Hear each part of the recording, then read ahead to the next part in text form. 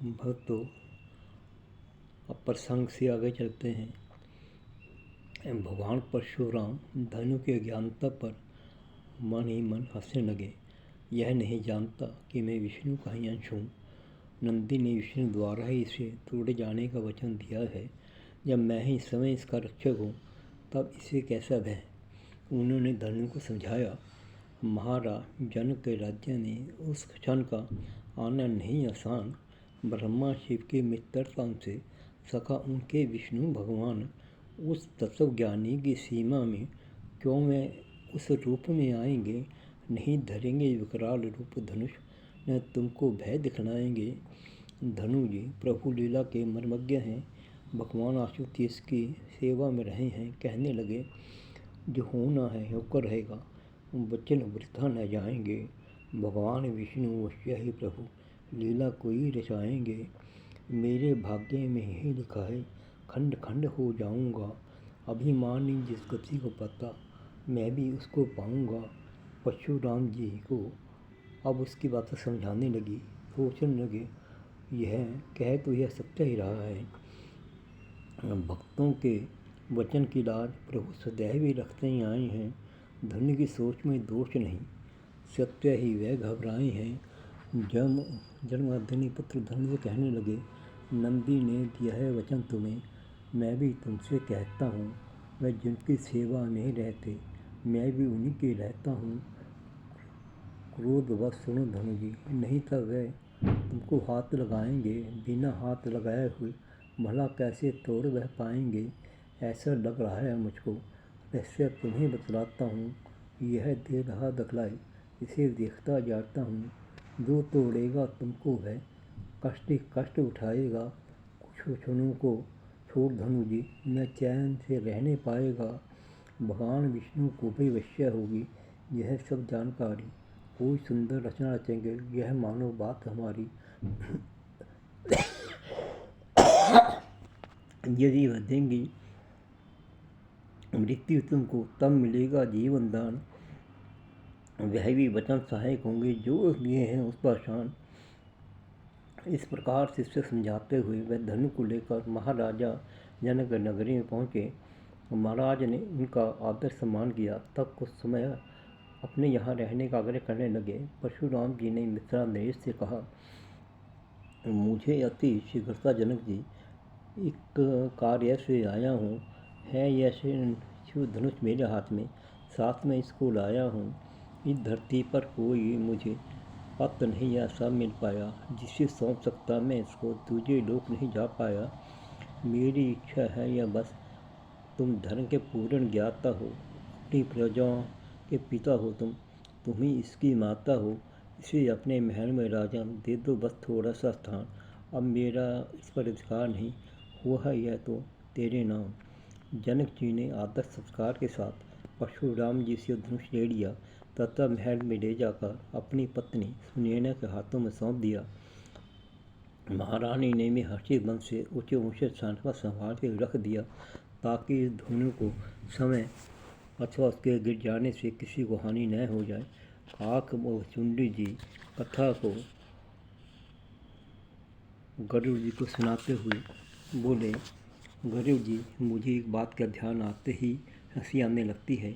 जब माता सीता ने प्रभु के गले में जयमाला डाल दी थी, तब वहाँ की परंपरा के अनुसार वधू को वर के पांव छूने होते हैं, परंतु माता सीता ने ऐसा नहीं किया। सोच रही थी, पांव यदि छूती हूँ उनके, बात न उल्टी हो जाए जो हाल हुआ ऋषि पत्नी का, वैसे मेरी गति न हो जाए। अंडा के विषय में किसी से सुन लिया था माता ने, इसलिए घबरा रही थी। श्री राम समझ गए। तब गरुड़ जी लीला तभी रचाई। गंगा को आदेश दिया, तब गंगा वहीं बुलवाई।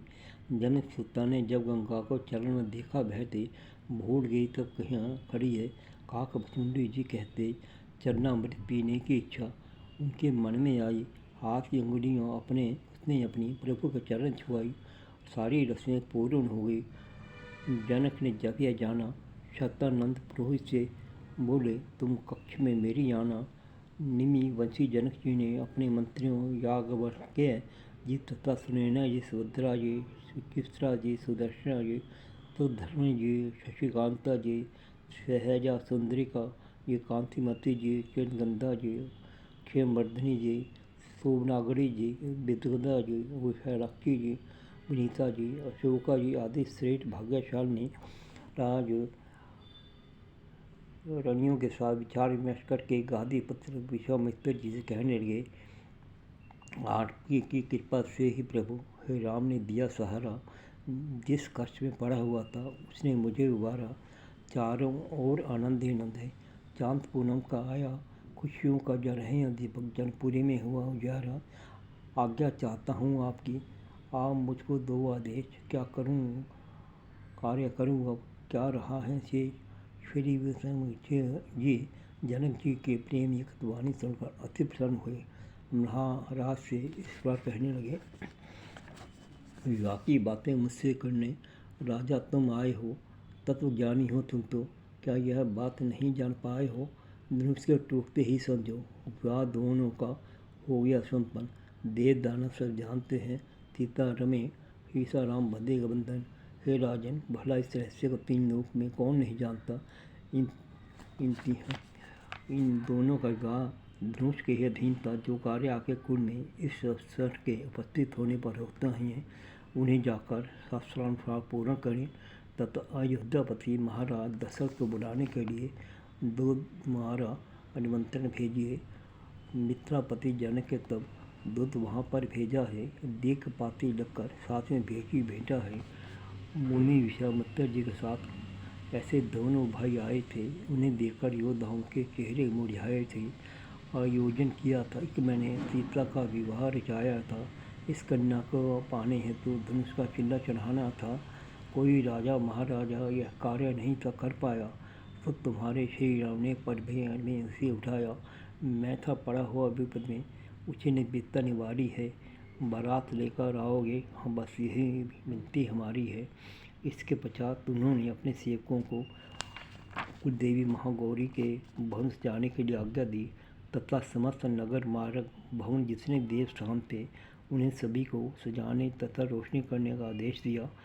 परिचारकों को आदेश दिया कि वह सुंदर मंडप को तैयार करें। इस कार्य के लिए जो भी साजो सामान चाहिए था, राज खजाने से लेने में तनिक भी कठिनाई नहीं थी। विनीता पत्र गरुड़ जी दिव्य धातु तथा मुक्त मणियों को इस कार्य के लिए उपयुक्त किया गया था। मणि हीरे मोती पद्म रागमणि के पुष्प हरित मणि के बांस जिसका जहाँ जहाँ उपयोग था वहाँ वहाँ उसे दिव्य वस्तुओं का उपयोग किया।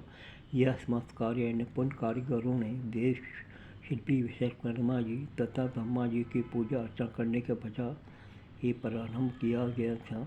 मिथिला के गुणियों का कौशल अति ही धन्य था। तीनों लोक में कहीं न देखा वह ऐसा अन्य था। कृत्रिम देव प्रतिमाएँ भी वास्तविक ही लगती थी। मंगल पधार लिए खो वह तो जस्ती थी। बच्चे बूढ़े सब नंदे प्रसन्न हो रहे। मिथिलावासी सोच रहे थे बारात लेकर आ रहे होंगे अयोध्यावासी। अब कथा का प्रसंग कल आगे चलाएंगे। जय श्री राम। देवराज बंसल।